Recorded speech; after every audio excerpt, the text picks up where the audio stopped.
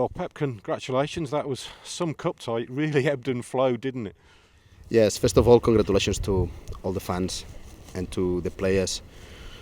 We all together tonight, we managed to do something that we could not have done, that we haven't done for 8 years, is make it to the next stage in the FA Cup.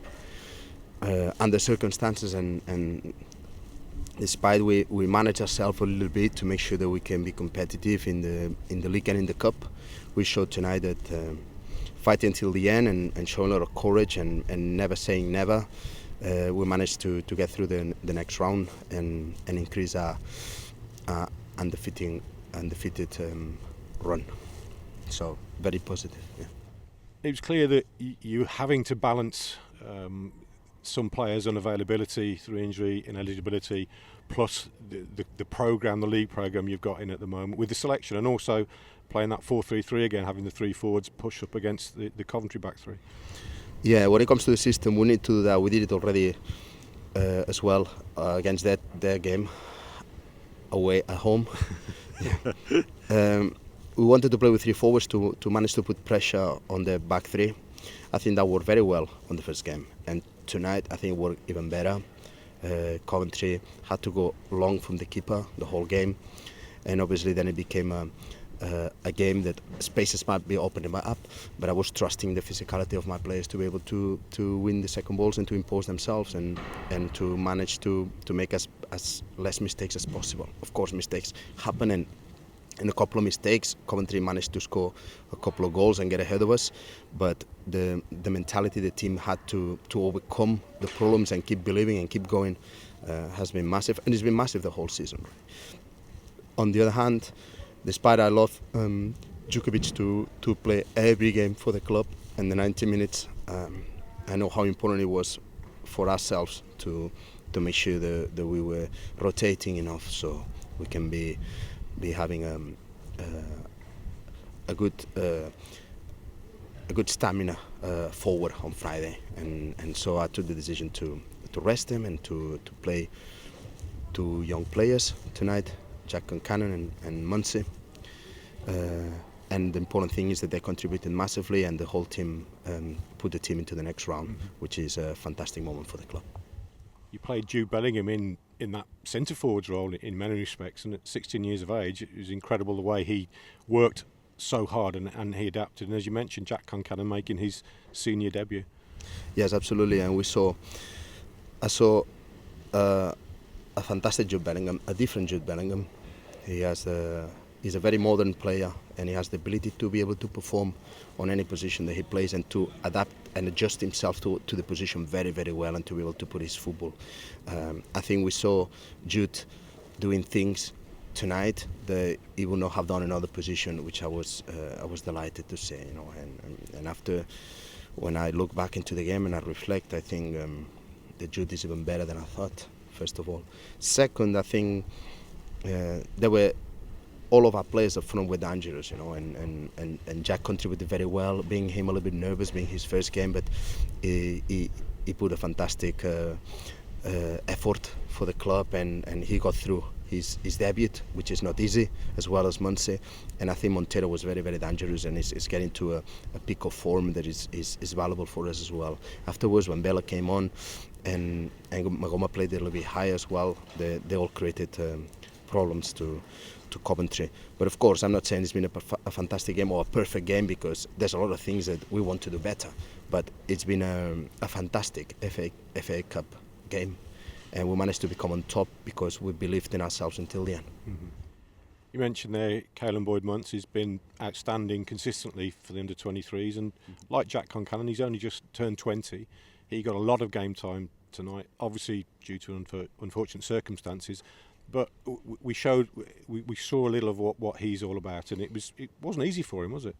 No, absolutely. He comes on a very difficult moment in the game, because Josh, who was a very important player for us on Saturday against Forest, tonight receives a bad tackle and has for the looks of it, it's a bad injury, and he comes on a moment the team is a little bit shaky, but he imposes himself in the middle. I think he grows during the game, and he is up for the physical conditioning of the game, and as well technical, and I think he grows a lot. So fantastic future. Mm-hmm. And let's talk about the double comeback, if you like. Harley Dean in the second minute of added time, and then Lukas Djukovic hits the bar, and then again in the 120th minute with just 6 minutes of extra time remaining. Up pops Jeremy Baylor with a cross or a shot. It's convincing everyone in the locker room there is a shot, so I have to go with it.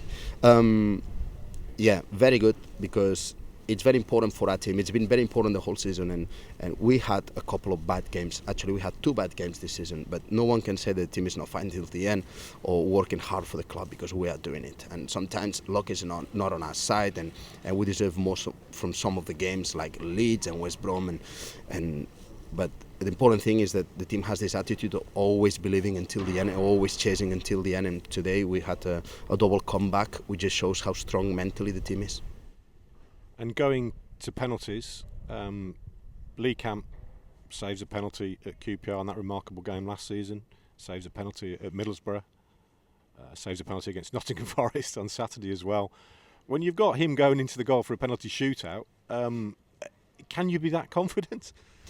No, actually I thought it was our main asset when it comes to the penalty shootout, because you understand that most of your players will score those penalties. But the important thing in the penalty shootouts is the goalkeepers. The whole staff made a huge preparation on we always do for every league game, but as well for cup, even more important. When you can get to a penalty shootout, we do a good preparation on where every penalty taker for the other team shoots normally, and we draw a plan and a map of. But he takes the decision in the goal, and it's been superb. He has a fantastic confidence when it comes to it. I think Le Camp is a goalkeeper that, despite being 35, is still developing and taking the profession very, very serious, and I'm delighted for him. And obviously, this season he had a lot of chances to face penalties, because we've been punished by a lot of penalties against. So I'm very happy that he's having his very good form. He got us through. And the way that the outfield players took their penalties, 4 straight in succession, very rarely happens in Birmingham City history, that does, by the way. We always end up missing 1 or 2, but they were really well struck as well, weren't they? Yes, absolutely. I think it's another show that the players were very focused, that tonight we need to get through, and that was the most important thing. And when it comes to the penalties, and as soon as we score the first one, I always like it when we start first and you score. And then they're kind of feeling like back foot, and as soon as Campi made one save, that gave a boost to everyone. And just a word about Wes Harding coming in. Maxim Collins had a little bit of a groin issue recently, hasn't he? So you gave him a breather. But what on earth has Wes been eating? I mean, what you've been feeding him on? He's marauding up and down that line, wasn't he, from first to last?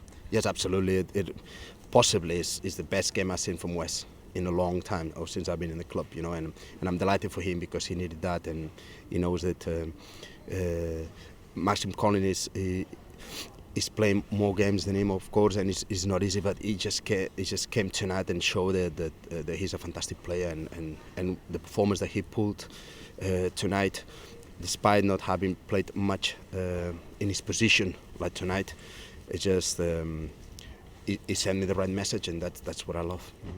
Fantastic to get through to the 5th round away at Leicester City. Just a little sour couple of moments. Obviously, you mentioned Josh McEachran's knee injury, and also Jack Magoma came off with a problem as well. Yes, that's unfortunately that happens in games, but we need to reassess the injury when it settles down a little bit from Josh on Thursday.